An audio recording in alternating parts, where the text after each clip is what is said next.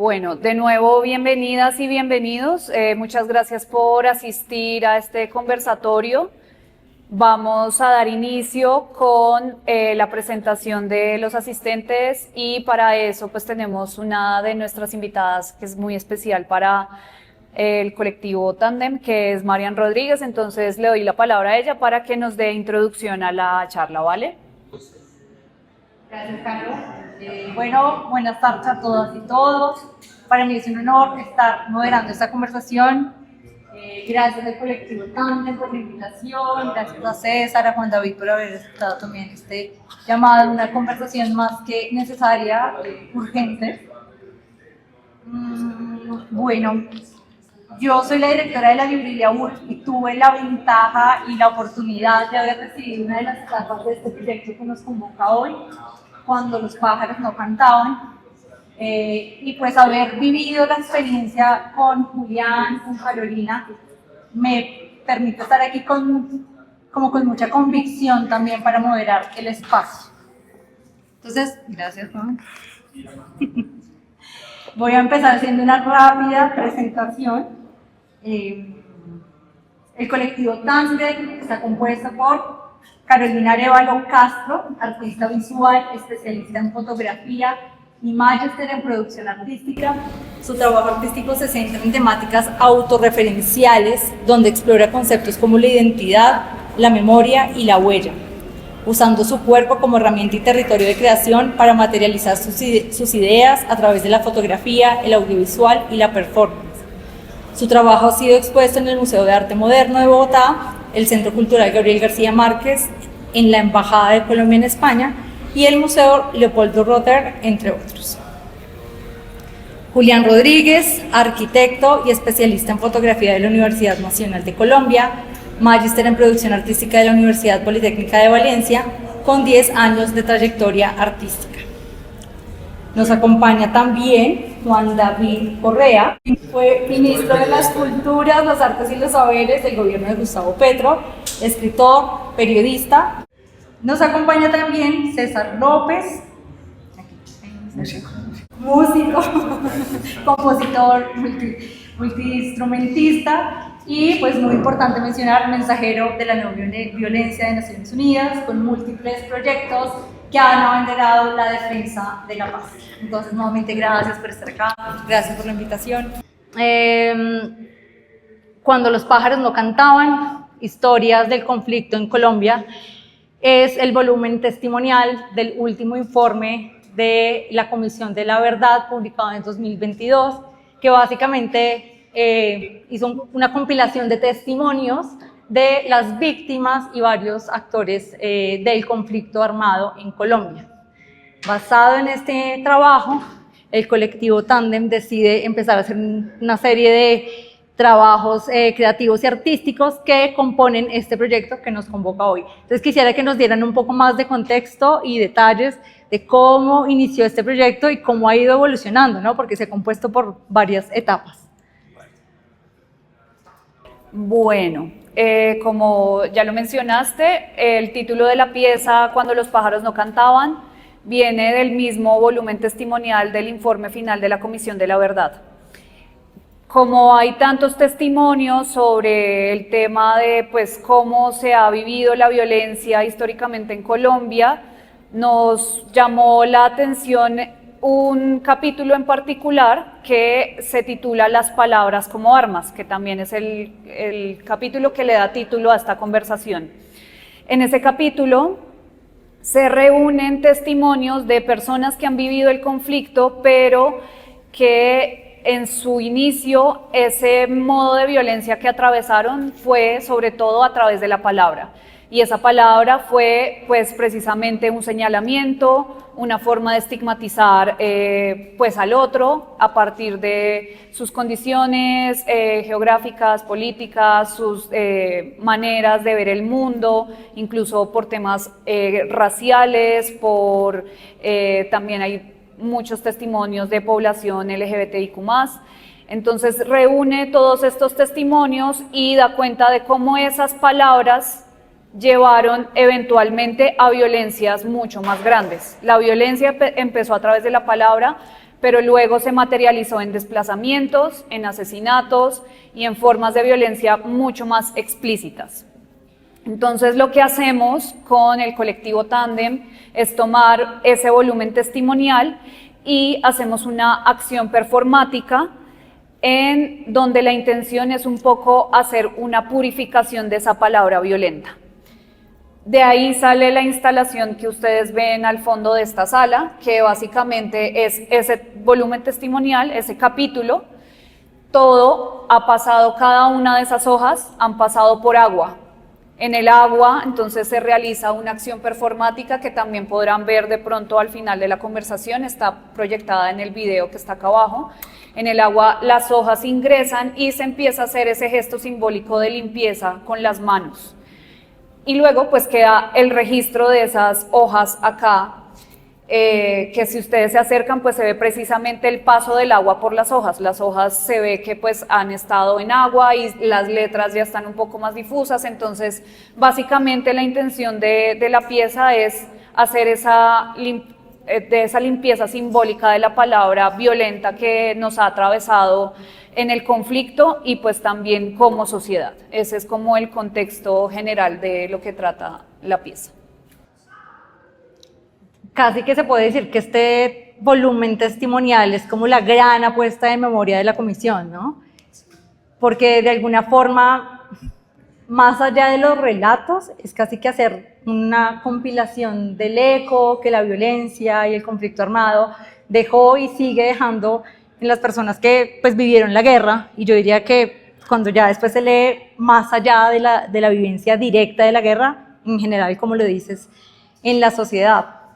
Cuando uno lee los testimonios, es muy interesante porque casi que conmueve ver cómo incluso en medio de la guerra, de la devastación, del sufrimiento, pues se siguen tejiendo relatos de esperanza, de superación, de resiliencia. Eso me pareció hermoso al leer varios de estos testimonios. Y me llamó la atención la forma en la que, asumo que fue una decisión editorial, que fue como mantener la integridad de los testimonios, o sea, no fueron modificados básicamente, como para exactamente mantener la integridad, respetar la oralidad en sus diferentes diversidades. Y recuerdo mucho, porque yo tuve la oportunidad de estar en una de, por ejemplo, la vez que ustedes hicieron un performance en Vértigo, que mientras iba haciendo, como Carolina comentaba, como una creación en ese momento, como una escultura, se iba haciendo una lectura en voz alta de algunos de estos relatos, de algunos de estos testimonios. Yo decía, es impresionante cómo se sienten no solo las palabras, sino incluso los silencios. Y también resalto de este volumen testimonial que se enfoca mucho en las vivencias cotidianas de las personas.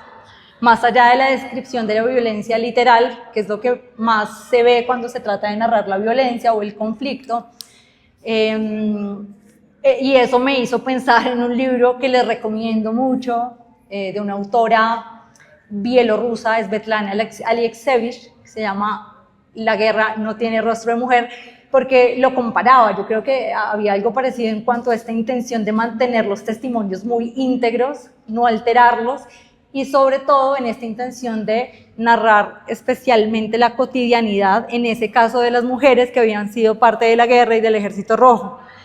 Por ejemplo, hacían reflexiones sobre qué pasa con las mujeres en la guerra cuando tienen la menstruación, cosas que no solemos pensar cuando pensamos en la guerra y en el conflicto, pero que realmente son temas cotidianos del día a día que tienen un peso enorme, pues porque al final del día somos personas más allá del conflicto.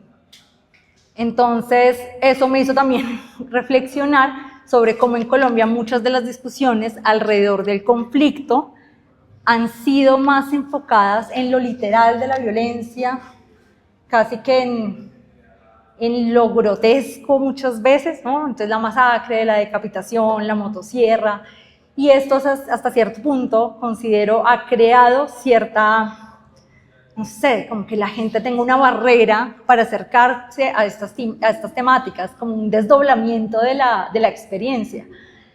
Entonces me gustaría también, ya para darles la palabra a César, a Juan David, y pues que ustedes también nos cuenten basada en la experiencia con este volumen testimonial. ¿Cómo creen ustedes que se puede narrar la violencia de una forma diferente? ¿Y cómo creen que desde el arte y la cultura se pueden proponer formas diferentes? No sé, ¿quién quiere empezar? Te toca. No, mientras les escuchaba, por supuesto yo, quizás mi posibilidad ha sido sobre todo estar mucho en terreno y estar mucho documentando historias cotidianas. Y esas historias cotidianas, incluso cotidianas de la guerra, a mí me parece que son las que no hemos logrado llevar del todo a espacios incluso como estos, en este sector de Bogotá. Y quiero contar historias porque me parece que es Eunice Vergara, una partera, Buenos Aires, Cauca, que en medio de los combates le autorizan el paso en la moto a atender los partos. Y eso a mí siempre me maravilló, como incluso los combatientes, jugándose la vida, abrían el paso para que esta mujer fuera a recibir otras vidas. O hay un relato también de las FARC en su momento, se les empiezan a desaparecer los calzoncillos que los colgaban en una cuerda en el campamento y deciden poner un guardia ahí para que vigile quién se está robando los calzoncillos.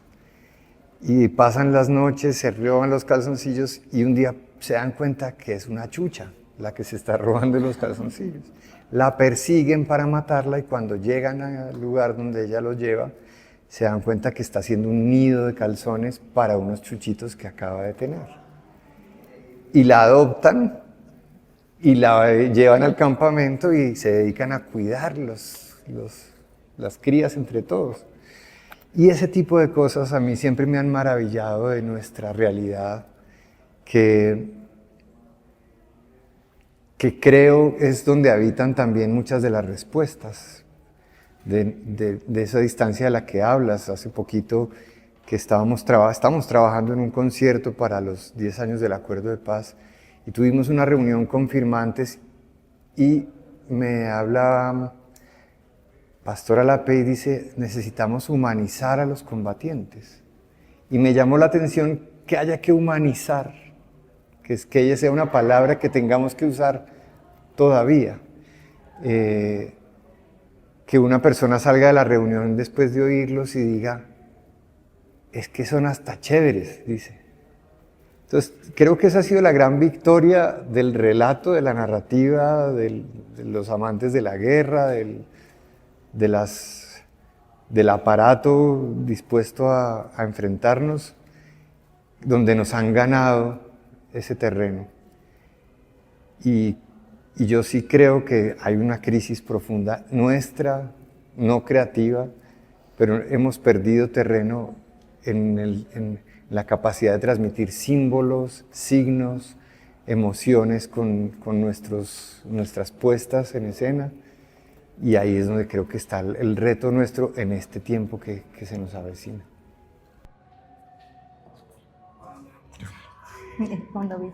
Bueno, no, lo primero es felicitaciones y gracias por la invitación y la convocatoria a conocerlas y a conocerlos.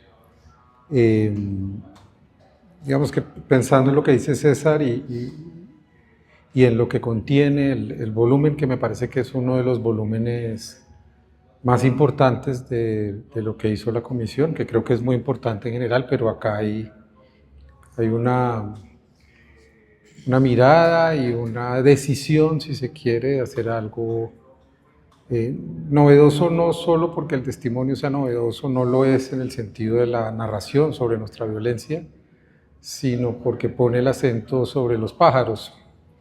Y los pájaros y la naturaleza nos hacen preguntas en medio de este horror que hemos vivido y muchas veces no dirigimos la mirada a esas otras vidas y formas de vida que han sufrido.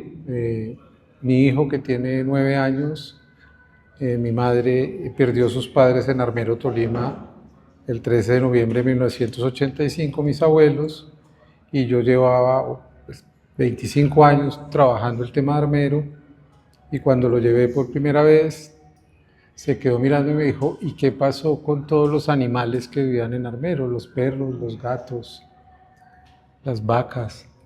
Y yo dije, yo nunca me había preguntado por eso. Se me había borrado la vida en esa dimensión tan profunda que tiene este país. Y es que si no conectamos esas vidas, esas chuchas, como formas de vida que también han sido violentadas, los ríos, es decir, ¿por qué los pájaros dejaron de cantar? Creo que es una pregunta terriblemente dolorosa. Para eso sirve el lenguaje, para crear una paradoja profunda que lo haga uno acceder a un sentido distinto. Si los pájaros están en silencio, quiere decir que algo pasó. ¿Y qué produjo ese silencio? Ese tipo de cosas es lo que a mí me interesa pensar desde la cultura y desde el arte y celebrar lo que ustedes hacen. Y yo creo que para nada en Colombia hemos desatendido el tema. Yo creo más bien lo contrario. Yo creo que si alguna potencia tiene el arte plástico, la literatura, el cine, la música, el teatro, digamos, las artes clásicas, ha sido precisamente buscar y empeñarse en señalar eso que nos ha pasado poniéndolo en sentidos distintos. El arte contemporáneo, aquí está mi amiga Carolina Ponce, que es una de las personas que imaginó un camino para el arte en este país en los años 80, cuando muchos de esos jóvenes que hoy son famosos no tenían un lugar en el arte nacional porque todo era, digamos, de un formalismo y de una tradición un poquito anticuada, hispanista, arribista, como siempre, y esos jóvenes estaban haciendo preguntas.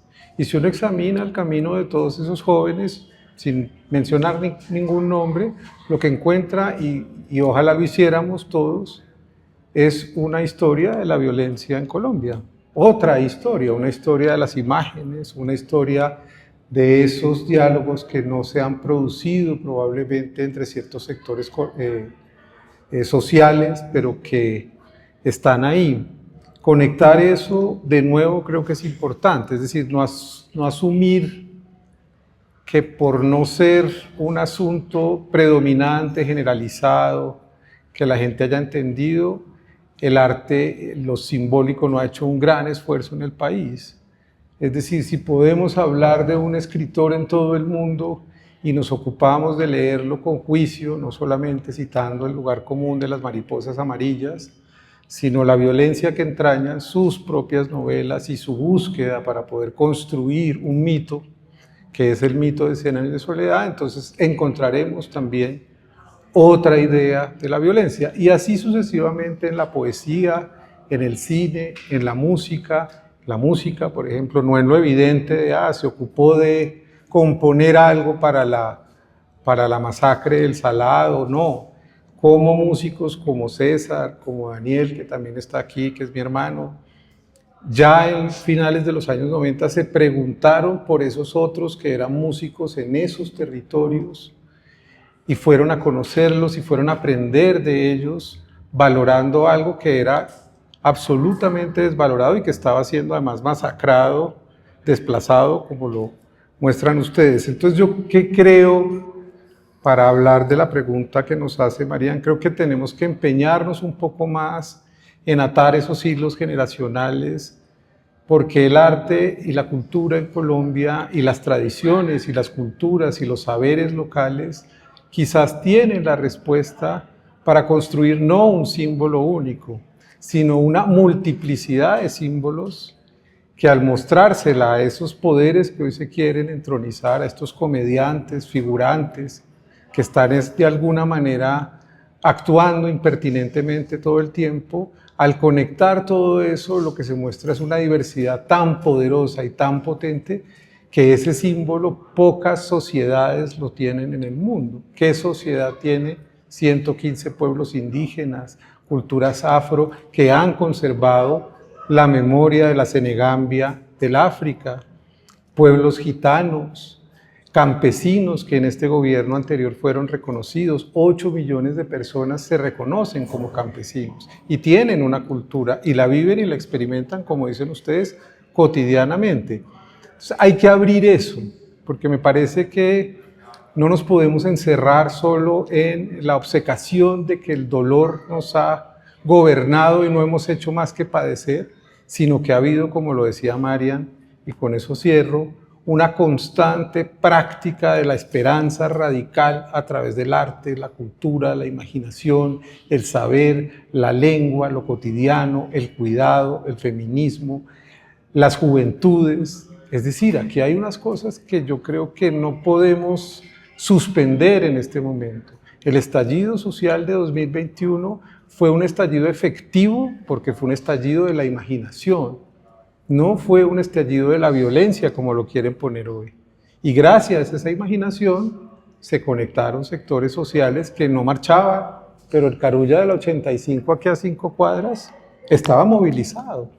Entonces, esos hilos invisibles que a veces nos parece que no están presentes en nosotros y están presentes en su trabajo y en su empeño, y pues yo lo quiero celebrar y lo quiero enaltecer y quiero que lo empecemos a repetir, porque no nos pueden someter a la idea de que nosotros no hemos creado símbolos, de que ellos ya ganaron con sus símbolos, porque los símbolos de ellos no existen, son una mentira, no tienen y no contienen nada más que unas tradiciones recicladas y absolutamente anacrónicas, es así, que no nos podemos nosotros dedicar a pelear con esos, no podemos seguir peleando con la Virgen no es el problema, ellos ni siquiera entienden la Virgen, ni entienden la Biblia.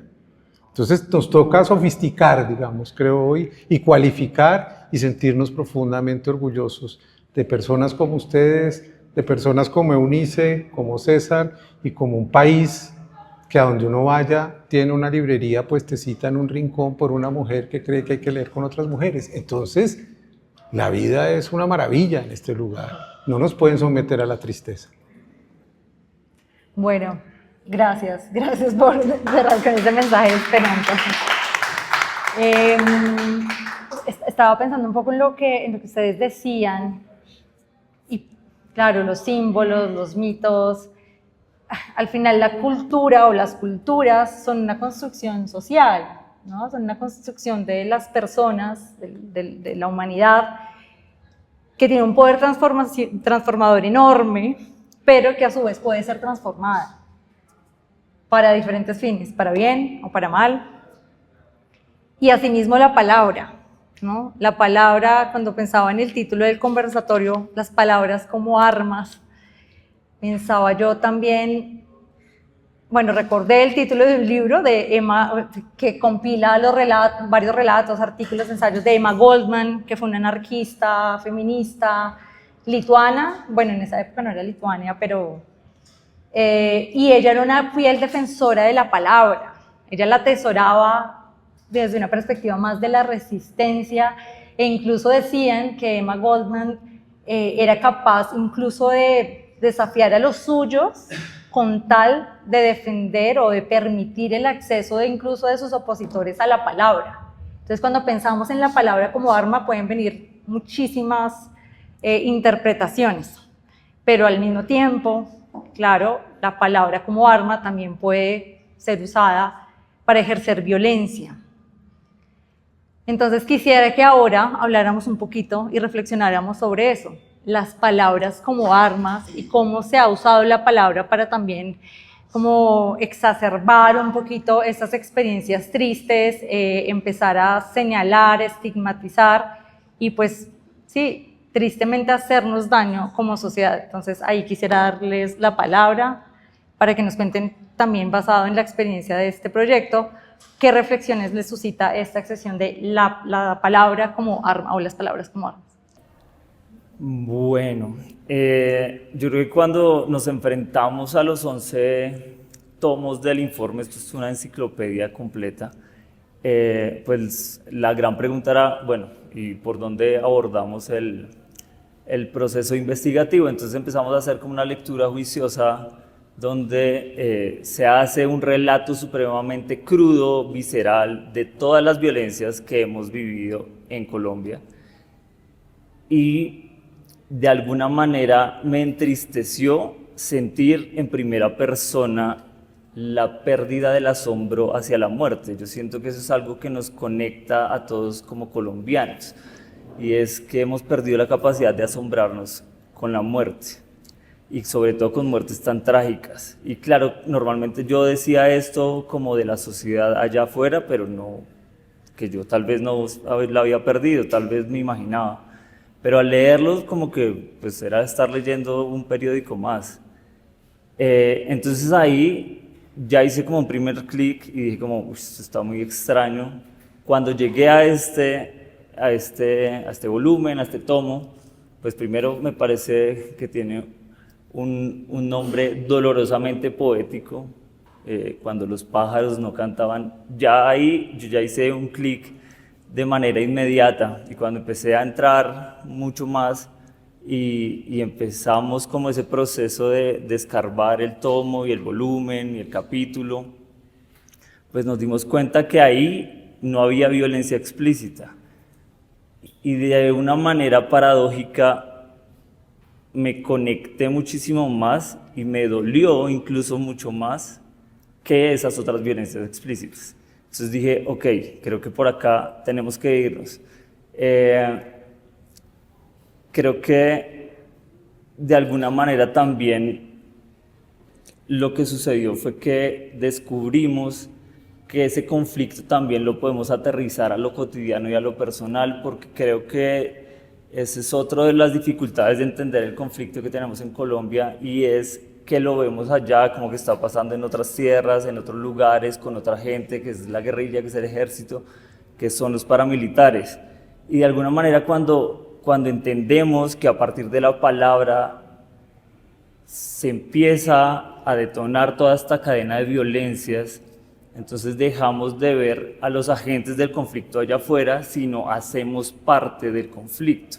Claro, de maneras muy distintas, pero pues el conflicto también está acá en lo cotidiano, el conflicto empieza acá en lo cotidiano. O sea, incluso acabamos de pasar una temporada supremamente álgida, electoral, en el que esa violencia a partir de la palabra entre las diferentes corrientes políticas era impresionante. Yo quedaba completamente asombrado de cómo normalizamos violentar al otro a partir de esa palabra. Y entonces en ese momento yo digo, sin distinto de bando político, no porque no lo tenga, sino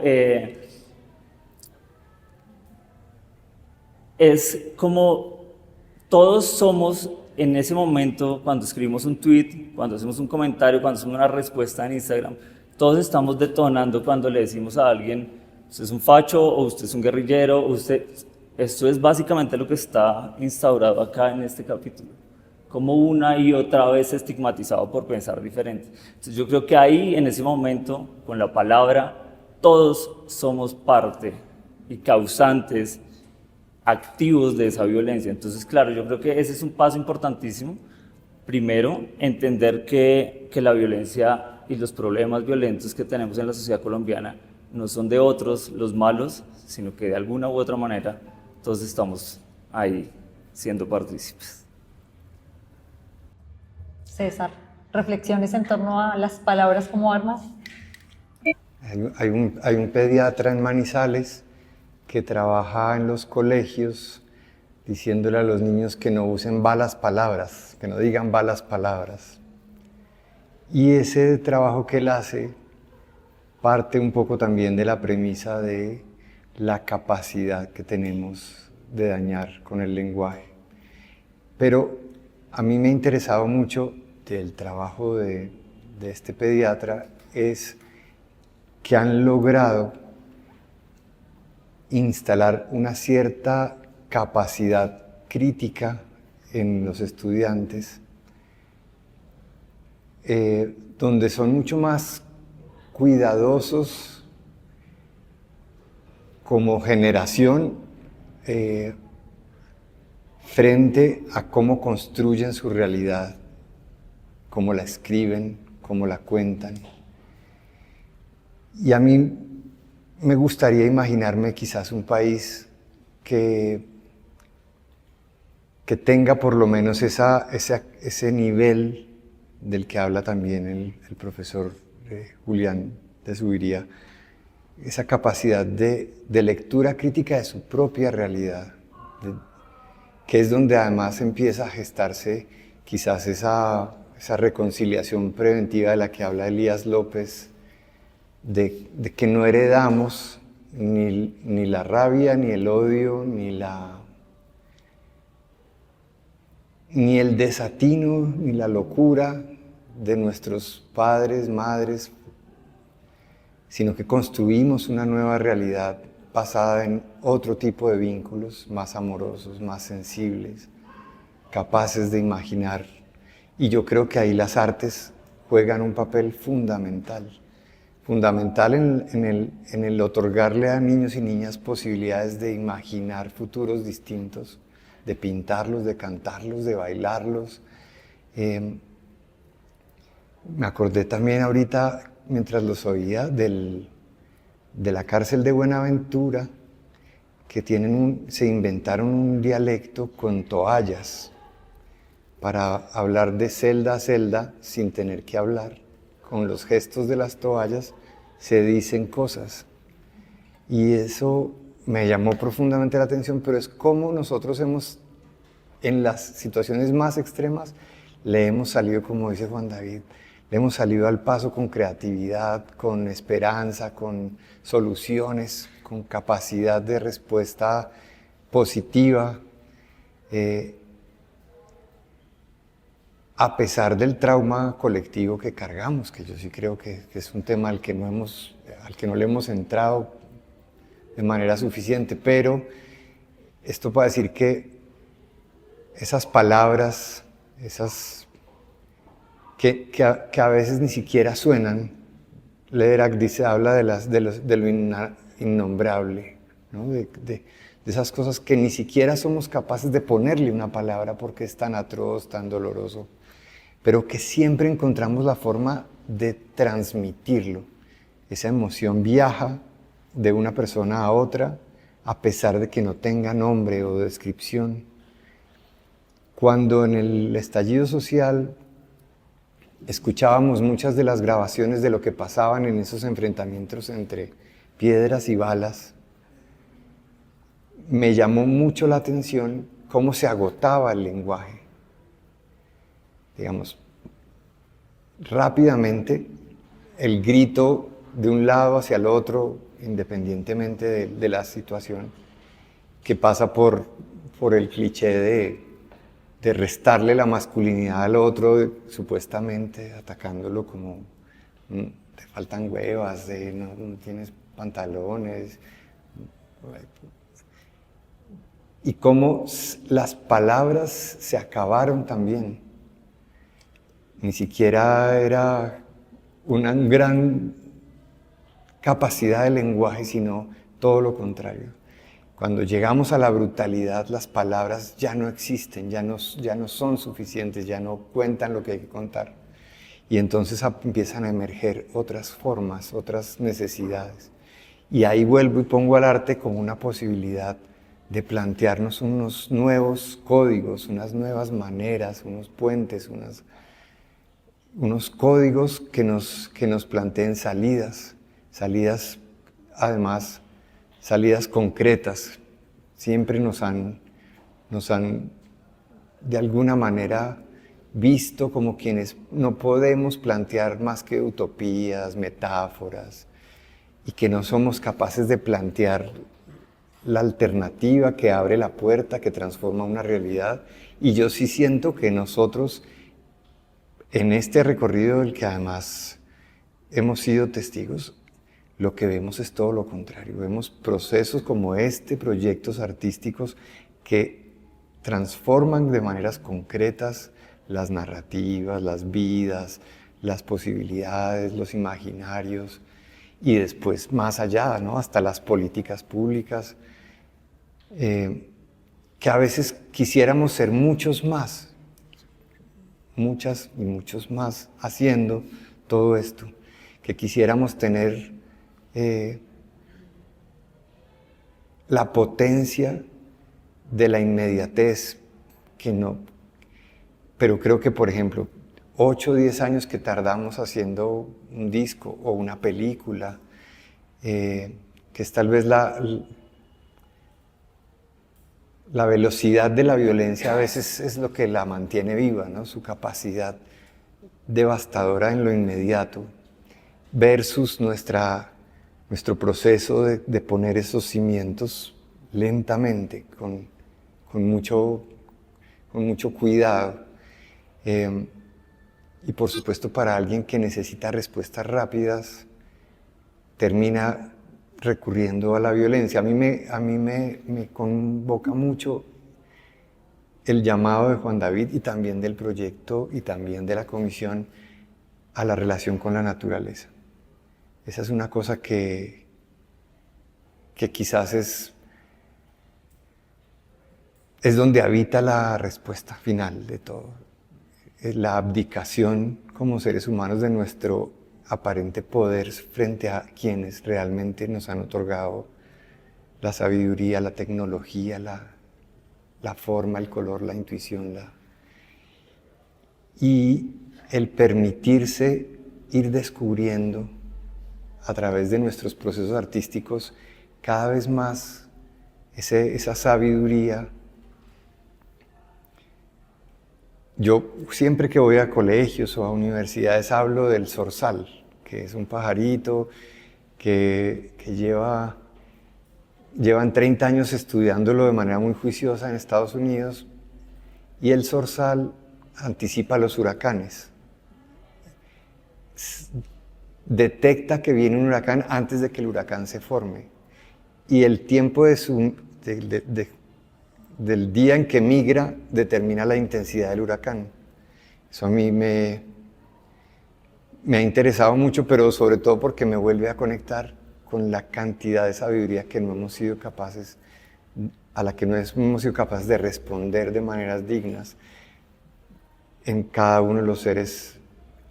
Y quizás nuestra respuesta también es, o nuestra pregunta más bien, más importante es, salgamos a buscar con más curiosidad lo que la naturaleza tiene para decirnos frente a las realidades que hoy no hemos sabido resolver o enfrentar.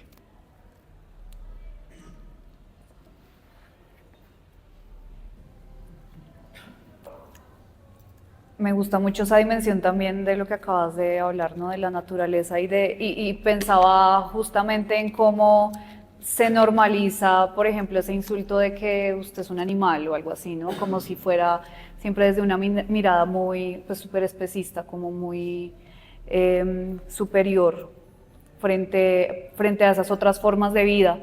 Y asimismo, con el tema de las palabras como armas, pienso mucho en esas formas en las que las personas quedan marcadas a partir de esos dichos. Lo digo porque una de las partes que ha sido también más, digamos, importantes de este proyecto es poner esa dimensión artística también del lado de las personas que, digamos, se acercan a la pieza, ¿no? Que no solo es una pieza para ver y para acercarse de otra forma al informe, que también ese es uno de las intenciones principales, porque mucha gente de todas formas o no sabe del informe o no se ha acercado al informe a leerlo, y esa también es una dimensión importante del arte, ¿no? Cómo puede acercar estos temas a los que la gente de pronto por desconocimiento o por falta de voluntad pues no se acerca en otro momento. Pero bueno, además de poder llevar eso, también hay una dimensión en la que nos interesa que la gente también de alguna forma piense en las palabras como armas, cómo ha sido violentada a través de las palabras o cómo ha violentado a otros a partir de la palabra. Y estos ejercicios son muy interesantes porque salen como a flote precisamente dichos como del tipo de usted es un animal o algo así, pero que han quedado marcados en la memoria de la gente, ¿no? Justamente detrás tuyo, César, hay sí, como un cuenco con agua, donde la gente que ha visitado esta exposición ha escrito esas frases que han sido violentos para ellos y las sumergen ellos mismos en el agua. Y pensaba mucho, por ejemplo, en un relato que se salió en otro espacio que tuvimos la oportunidad de hacer en la cárcel distrital. Y en ese relato que la persona escribía, porque muchas veces los relatos están escritos desde cómo la palabra me ha violentado a mí. Y muy pocas veces cómo mi palabra ha violentado al otro. Pero había un relato que me parecía muy honesto, sincero, valiente también de poner, y yo creo que ha pasado muchas veces, nos ha pasado muchas veces, a mí personalmente también me ha pasado, y creo que es importante el acercamiento a esos relatos porque da la oportunidad de reconocer. En el relato la persona decía que había tenido un problema con un vigilante, una persona que hacía el servicio de vigilancia en su edificio, por algún paquete que le había llegado y que el vigilante como que no supo responderle sobre el paquete y entonces esta persona ponía en su relato que le había dicho que él se creía mucho por ser vigilante, ¿sí? Y que él entonces al final ponía como, luego lo pensé y me sentí mal de haberle dicho eso. Y me parecía como, o sea, como bonito, digamos, en la dimensión de pensar en cómo esos actos que uno normaliza también se vuelven violentos para el otro. Y me pareció bonito también por eso, por el reconocimiento de cómo mi palabra ha afectado al otro. Y en ese sentido también el proyecto me parece ya en una dimensión personal me parece relevante porque también me hace reflexionar a mí, mi forma de relacionarme con los otros y con las otras y con las formas en las que dirijo mi palabra hacia los demás, porque también a veces es o sea, los discursos a veces salen como muy sin pensar, ¿no? Como muy a la ligera y no se piensa precisamente en el daño que puede causar esa palabra. Entonces, que creo que eso pues, era una de las partes que mencionaba Julián al inicio, pensar en cómo eso también nos atraviesa en el día a día, siento que es relevante y sobre todo pues también de nuevo en el contexto actual pues que estamos atravesando en Colombia. Ahí, ya que compartes esa experiencia, me gustaría que también nos compartieran parte de la experiencia y una reflexión muy linda que ustedes hicieron en el ejercicio que hicimos de escucha en la librería, cuando veíamos que ejercer la violencia a través de la palabra no solo se reduce a una mala palabra, una mala expresión, una mala respuesta, sino que tiene que ver mucho con la escucha, ¿no? La falta de escucha y el incluso a veces invalidar al otro. Me gustaba mucho esa reflexión. ¿Nos podrían contar un poquito tanto del ejercicio como de la reflexión a la que se llegó ese día?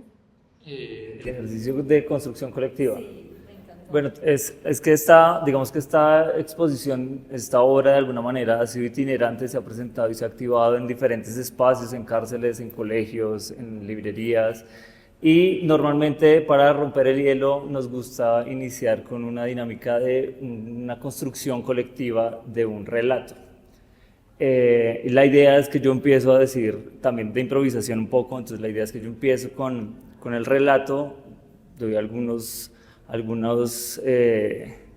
datos relevantes para ella y la persona que está a mi lado pues tiene que tomar lo que yo acabo de decir para seguir construyendo una historia que nadie sabe en qué va a terminar.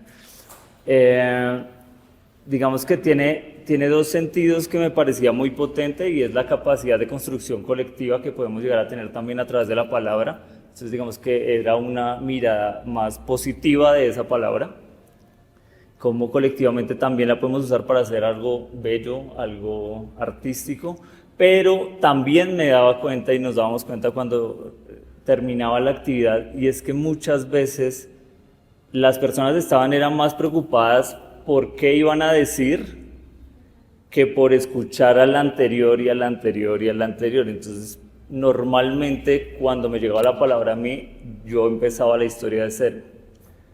Y el empezar la historia de cero, de alguna manera, era invalidar la palabra de todas las personas que acababan de hablar. Porque yo sentía y ejercía un poder a través de mi palabra que le hacía sentir a las demás personas que ya habían hablado que su construcción narrativa no era importante, y la importante era la que yo iba a poner de ahí en adelante. Entonces, esa falta de escucha también que tenemos muchas veces es una manera de violencia explícita y lamentablemente muy normalizada. De acuerdo. Juan David, reflexiones finales sobre las palabras como armas. Pues estaba oyéndolos y creo que cada vez es como más difícil para mí no experimentar todo el tiempo como la necesidad de hacer algo que siempre soñé hacer y que admiraba en los artistas, y es incomodarme siempre frente a las certezas y las aseveraciones que se hacen. Entonces, cuando oigo la idea de las palabras son armas, quiero pensar que no necesariamente, y que creo que ahí se ha creado también una forma de control y de vigilancia para hacernos creer que la violencia es absoluta, digamos.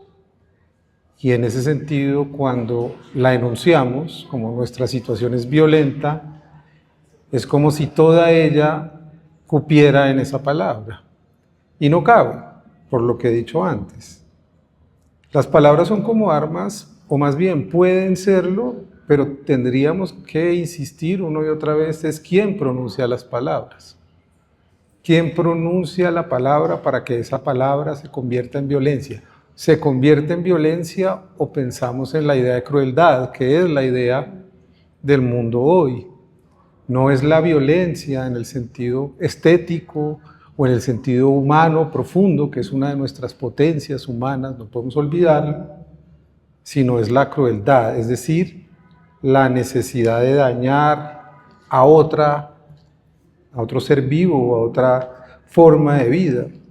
Entonces, me interesa lo que ustedes plantean, porque cuando pienso en el gesto que plantean, que es lavar esas palabras, creo que me confrontan, y es mi propia exégesis, por supuesto, no es la de ustedes, es ninguno de nosotros creo que quiere borrar palabras. Es decir, si nos invitan a borrar palabras, nos negaríamos a borrar palabras. Nosotros no queremos que desaparezca ninguna palabra, por compleja que ella sea. Y si nos están invitando, entonces es a considerar que al lavar la palabra estamos tratando de hacer algo sagrado que tiene que ver con el agua y tiene que ver con la palabra y tiene que ver con pasar por el agua, como pasa el papel viene de los molinos o de los papiros y se fabrica con agua. Es decir, la ritualidad de pasar palabras que pueden ser armas por el agua me interesa como dispositivo para pensarlo, no para definirlo aquí en mis dubitaciones públicas mientras pienso. Y quisiera, digamos, concluir, como me lo propones, pensando en lo que tú enunciabas al principio de la pregunta, y es, tú dices, las culturas pueden ser transformadas y arrasadas, y en efecto pueden ser transformadas, pero una vez más creo que tenemos que reconectar algo que el neoliberalismo y el capitalismo nos hizo, y es que nos convirtió, nos quiso convertir, y a muchas personas las convirtió en seres sin historia de la profundidad de lo que somos, no la historia de ayer, no la historia del conflicto, ¿Qué es la historia de la humanidad sino una palabra? Miles de palabras. Entonces, si uno lo piensa de otra manera, las palabras son armas, pero las palabras sobre todo han sido cuidado. Si uno piensa en los pueblos indígenas de Colombia, como me lo contaban los mamos arhuacos o ciertos pueblos del Amazonas, cuando entra el aparato colonial a dominarlos, ¿cómo se protegen ellos? Con sus palabras. Aprenden el lenguaje, las palabras de otros, pero resguardan durante 5 siglos sus palabras, las dicen pasito. Los niños van a su casa y su mamá les enseña sus palabras.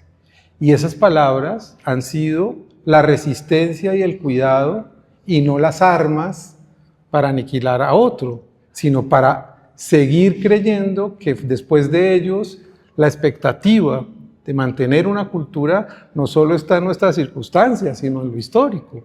Cuando hicimos el año dedicado a la vorágine, y yo conocí la historia de los pueblos amazónicos que fueron masacrados, más de 60.000 indígenas por la empresa cauchera, y el viaje que hace John Landaburu, alguien que ha pensado las palabras, un etnolingüista que se ha dedicado a aprender palabras, de esas palabras que nosotros no hemos querido aprender. Por ejemplo, no sería una forma de violencia suprema la nuestra, no la de otros, que no sepamos ninguna palabra de un pueblo indígena de nuestro país, ni una.